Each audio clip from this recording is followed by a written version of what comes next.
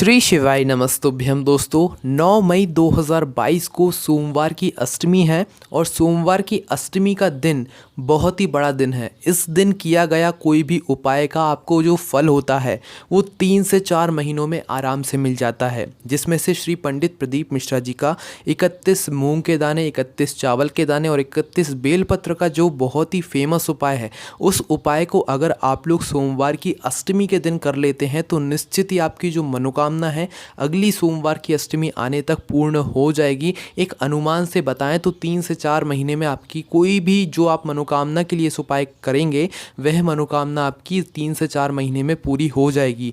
एक बार और अच्छे से बहुत ही आसान शब्दों में आप इस उपाय को समझ लीजिए कि 31 दाने का ये आपको उपाय कैसे करना है। सबसे पहले सोमवार की सुबह के समय प्रातः काल ही आपको इस उपाय को करना है, और अगर किसी कारणवश आप ना कर पाए, बहुत ही मजबूरी है, तो फिर आप लोग इस उपाय को प्रदोष काल में कर सकते हैं, कोई दिक्कत नहीं है, ठीक है। पर कोशिश ये करिएगा कि पहले आप लोग सुबह प्रातः काल ही इस उपाय को कर लें, ठीक है। अगर आप लोग पशुपतिनाथ का व्रत रखते हैं तो आप अपना पशुपतिनाथ का व्रत रखिए, अपने पशुपतिनाथ की जो सुबह की पूजा होती है वो पूजा कर लीजिए। या तो जब आप लोग मंदिर के अंदर प्रवेश करेंगे तो पहले आप यह उपाय कर लीजिए, उसके बाद आप लोग अपने पशुपतिनाथ की पूजा कर लीजिए, ठीक है।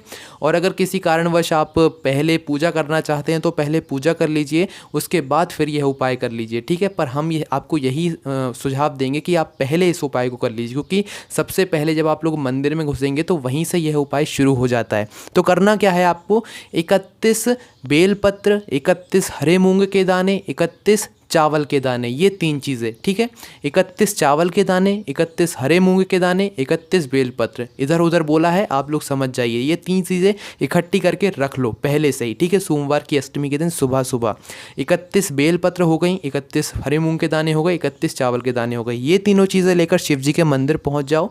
शिव जी के मंदिर जैसे ही पहुँचते हो तो शिव जी का जो प्रांगण रहेगा, शिव जी के मंदिर के अंदर घुसने की जो चौखट रहेगी शिव जी की, सबसे पहले आपको 31 चावल के दाने निकाल लेते हैं, और जो शिव जी की चौखट होगी, शिव जी की चौखट का जो सीधा हाथ का भाग होगा, मतलब आपका जो सीधा हाथ होगा, उस सीधे हाथ की चौखट पर आपको अपनी मनोकामना के साथ इन 31 चावल के दानों को समर्पित कर देना है, ठीक है। 31 ही होना चाहिए, ना ज़्यादा होना चाहिए ना कम होना चाहिए। 31 चावल के दाने समर्पित करने के बाद अपनी मनोकामना ज़रूर उस समय बोलना है जब आप लोग 31 चावल के दाने समर्पित कर रहे हो, ठीक है। चावल समर्पित करने के बाद शिव जी के मंदिर के अंदर घुसिए, और दूसरे नंबर पर आपको 31 हरे मूंग के दाने जो आप लेकर गए हैं, ये कटे हुए नहीं होने चाहिए, पूरे पूरे होने चाहिए, ठीक है। 31 हरे मूंग के दाने निकालना है।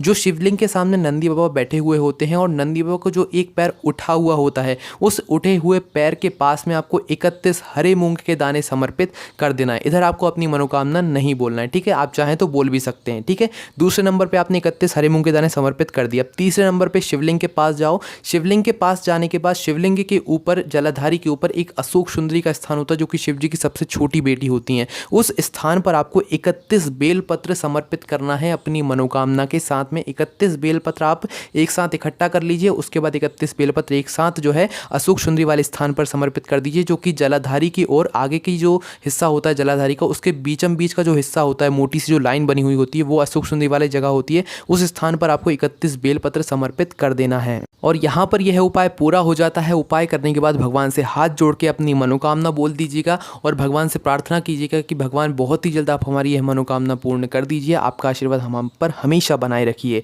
यहाँ पर यह उपाय पूरा हो जाता है। इस उपाय को पढ़ने के लिए आप लोग हमारी वेबसाइट पर भी जा सकते हैं, भोलेनाथभक्ति.com पर जाकर भी इस जानकारी को पढ़ सकते हैं। कोई भी समस्या आती है कमेंट करके पूछ सकते हैं। ओम नमः शिवाय, जय भोले बाबा, श्री शिवाय नमस्तुभ्यम।